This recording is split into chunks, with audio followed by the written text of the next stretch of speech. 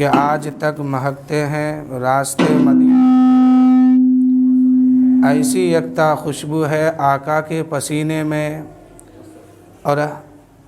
کون سی جگہ ان کے عاشقوں سے خالی ہے، کون سی جگہ ان کے عاشقوں سے خالی ہے، ہر جگہ ہے پروانے شمع ہے مدینے میں، ہر جگہ ہے پروانے شمع ہے مدینے میں۔ اور آگے کہتے ہیں کہ کاش ان کے کوچے سے اے صبا تو لا پیغام، کاش ان کے کوچوں سے اے صبا تو لا پیغام، چل تجھے بلاتے ہیں مصطفیٰ مدینے سے۔ درود شریف پڑھیں، اللہم صلی علی سیدنا شفیعنا حبیبنا مولانا محمد معدن الجود والکرم بارک وسلم، صلو علیہ صلاۃ و سلام علیک یا رسول اللہ صلی اللہ تعالیٰ علیہ وسلم۔ اللہ تعالیٰ قرآن مقدس میں ارشاد فرمایا، کلو نفس ذائقۃ الموت، ہر نفس کو موت کا مزہ چکھنا ہے، اس دنیا سے جو آیا ہے اس دنیا میں سب کو جانا ہے۔ آج انسان کامیابی کے طرف بڑھ رہا ہے اور یہ سوچ رہا ہے کہ ہم کامیاب ہیں۔ کوئی انسان کسی کام کو حاصل کیا اس کے بعد سوچتا ہے کہ ہم کامیاب ہے، کوئی طاقتور ہے تو وہ سوچتا ہے کہ ہم کامیاب ہیں۔ کامیاب وہی شخص ہے جو مر کر کے ایمان لے کر کے قبر میں پہنچا، وہ کامیاب ہے۔ باقی دنیا کے کسی بھی کام میں وہ کامیاب ہو جائے وہ کامیاب نہیں ہے۔ اصل ایمان، اصل جو چیز ہے وہ ایمان ہے، اور یہ ایمان قبر تک لے کے گیا وہی انسان کامیاب ہے۔ حضرت علی رضی اللہ تعالیٰ عنہ ایک مرتبہ قبرستان سے گزر رہے تھے، اور قبر کے قریب سے جب گزرے تو ارشاد فرمائے، اے قبر والے تم کس حال میں ہو؟ آج ہم لوگ جمعہ کے دن ہے، جمعہ کے دن بھی اپنے بزرگوں کے قبرستان میں، اپنے بڑوں کے قبر میں نہیں جاتے ہیں۔ وہاں جانا چاہیے،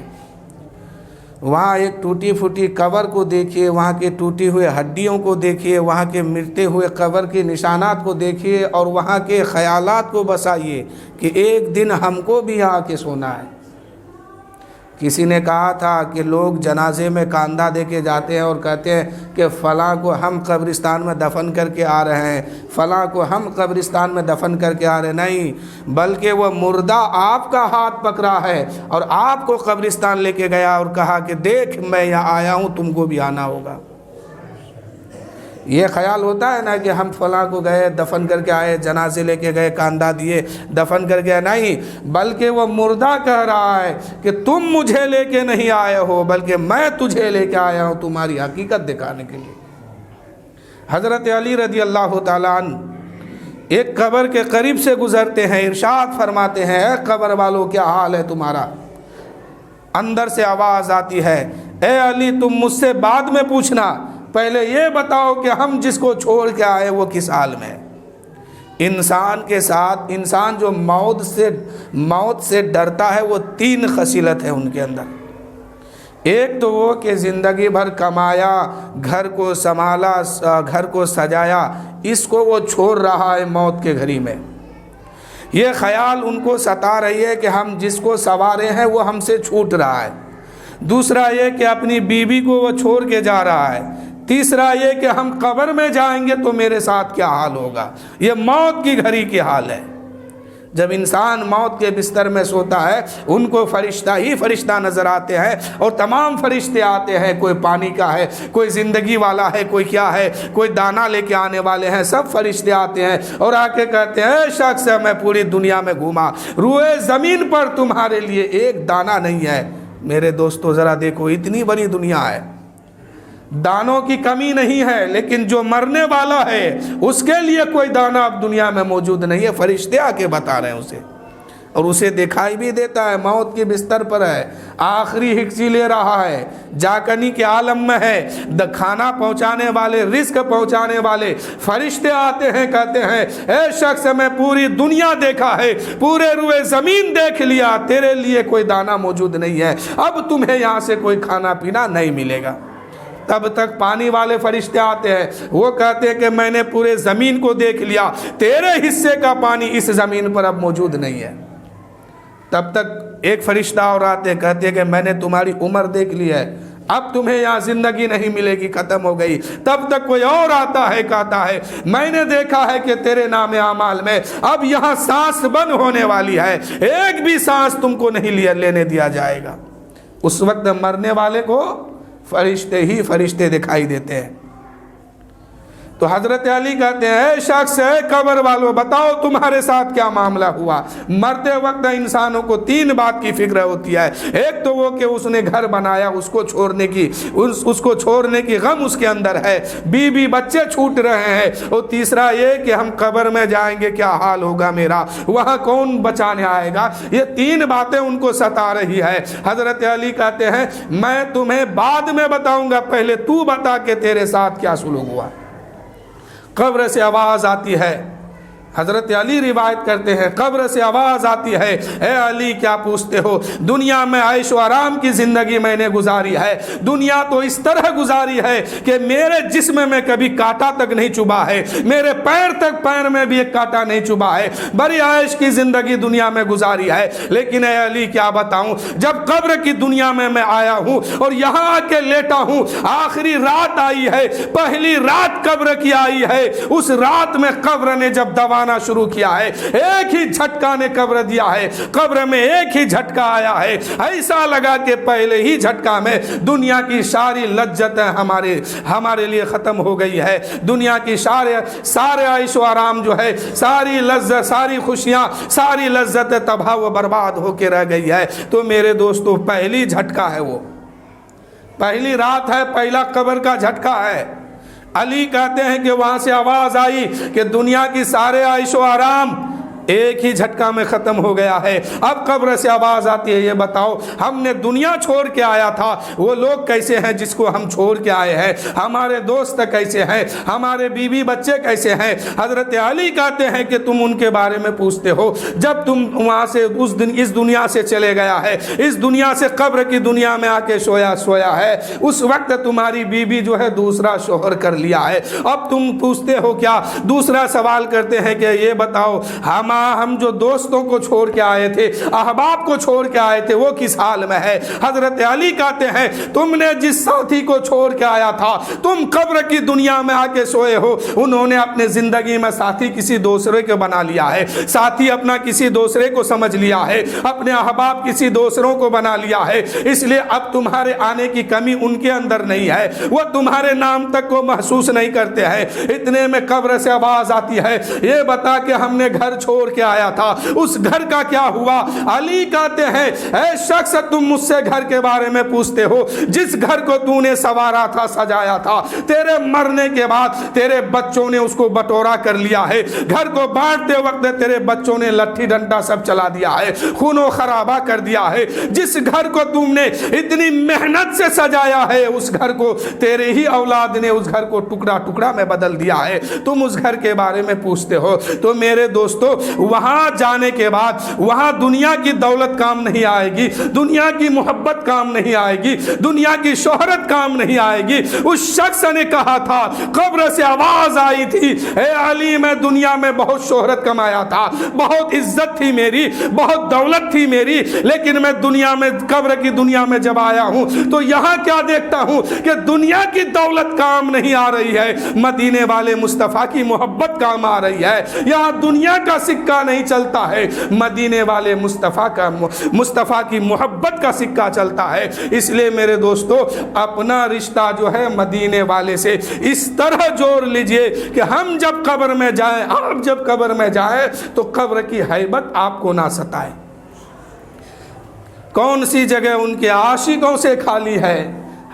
ہر جگہ ہے پروانہ، شمع ہے مدینے میں۔ تو میرے دوستو آپ اپنے چھوٹے چھوٹے بچوں کو قرآن پاک کی تعلیم دیجئے، اگر وہ نہیں سمجھ پاتے چند آیتیں ان کو سکھا دیجئے، بسم اللہ الرحمن الرحیم کا ذکر ان کو کرنا سکھا دیجئے۔ اور جب آپ گھر آتے ہیں، رات کو بیٹھتے ہیں، اپنی بیوی سے بات کیجئے کہ دیکھو زندگی یہ ہے، میں پردیس میں رہتا ہوں، کبھی ادھر کبھی ادھر، یہ زندگی اور موت کب آ جائے کہنا مشکل ہے، زندگی जिंदगी का कोई ठिकाना नहीं, कोई भरोसा नहीं, कब मौत आके दबोच ले, सांस रुक जाए, हम खत्म हो जाए। अगर हम मर गए तो तुम मेरे जनाजे के साथ इन छोटे छोटे बच्चों को भी रुखसत कर देना और कह देना है बेटे जब तुम्हारे बाप का कब्र मुकम्मल हो जाए, लोग मिट्टी दे के वहां से चलने लगे, अहबाब मिट्टी डाल के हटने लगे, जब सब चले जाए तो तुम अपने बाप के सिरहाने खड़े हो जाना और बिस्मिल्लाह का विर्द करना, सूरत किसी सूरे का जिक्र करना,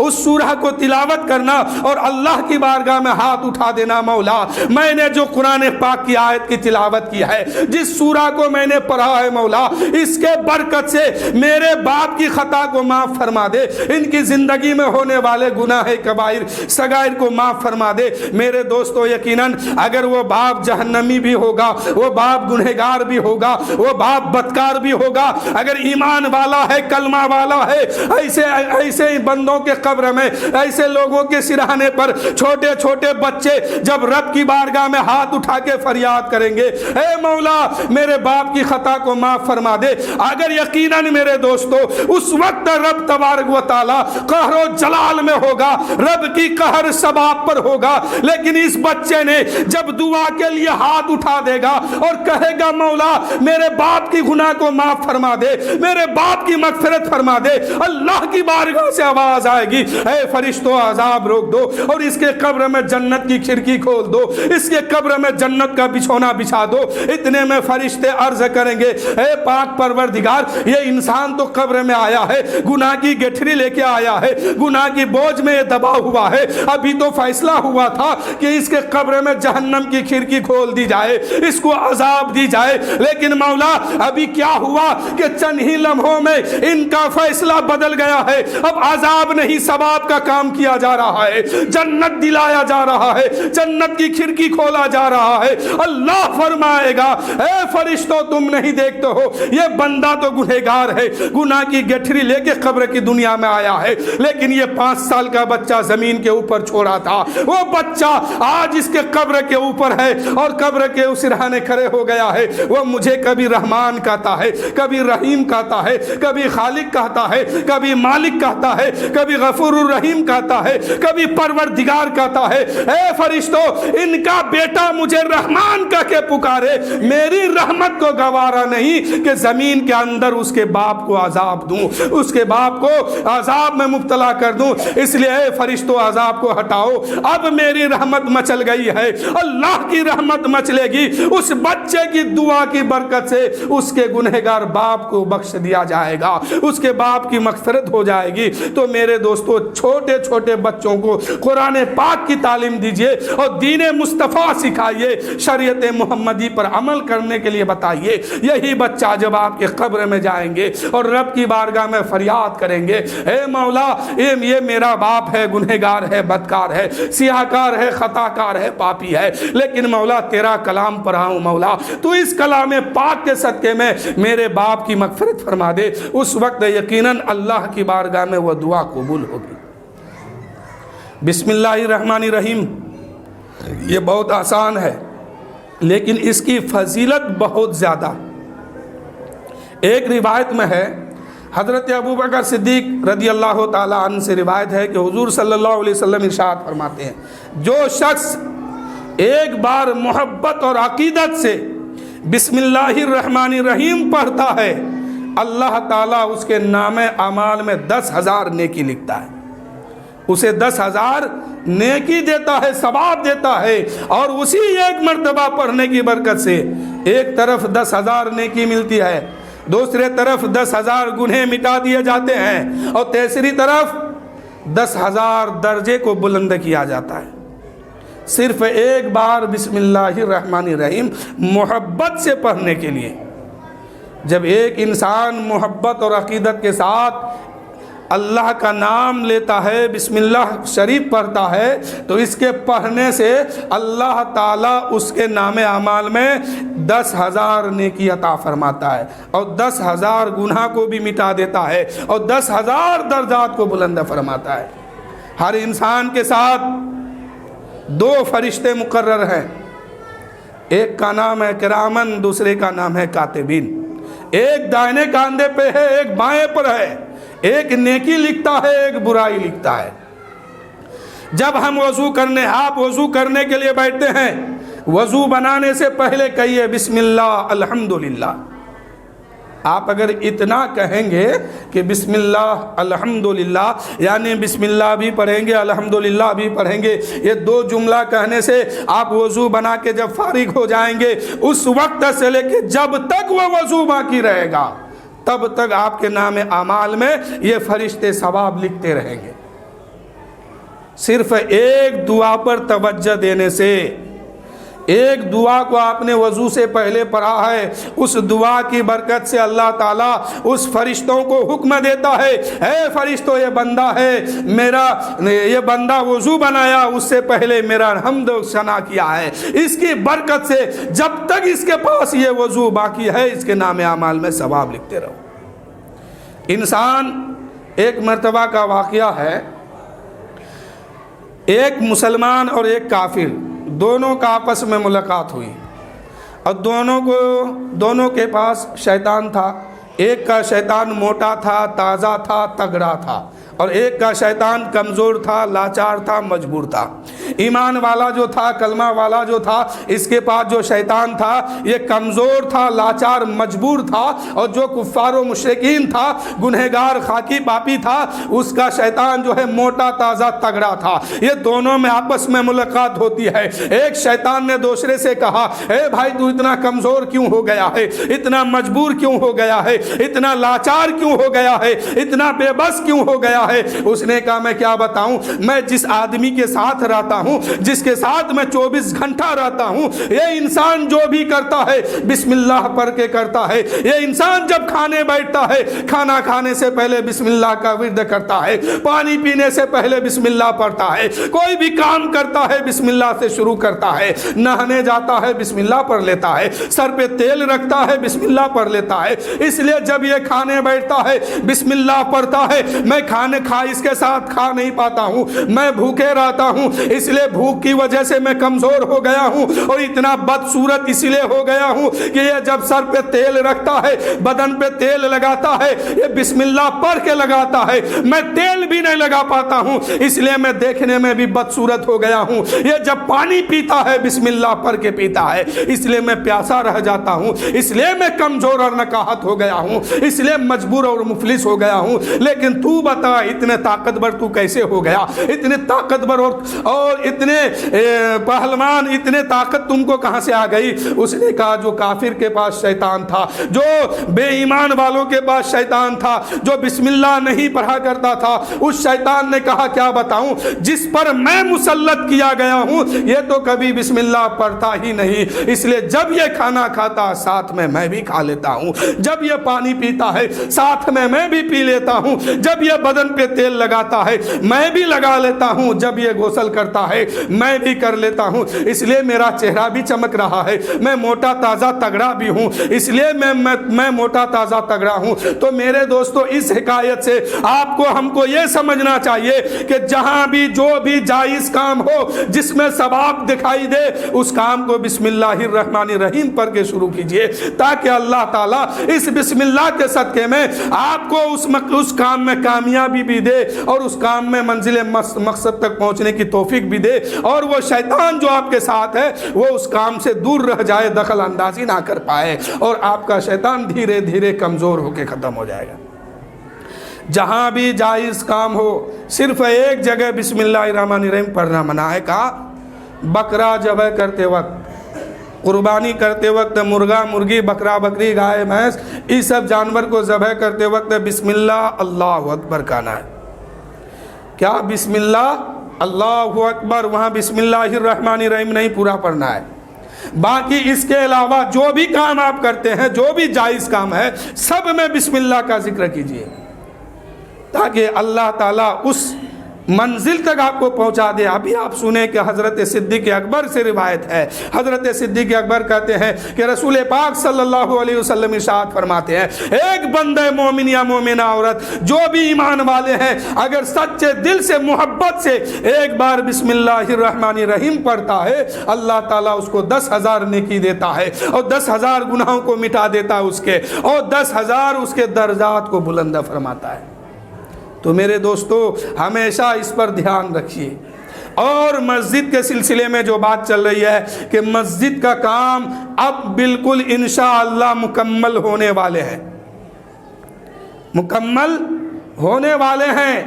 اور میں ایک گزارش اور کروں گا، جو جوان اور بچے حضرات ہیں، ان لوگ جب نماز جمعہ پڑھ کے نکلے تو مسجد کے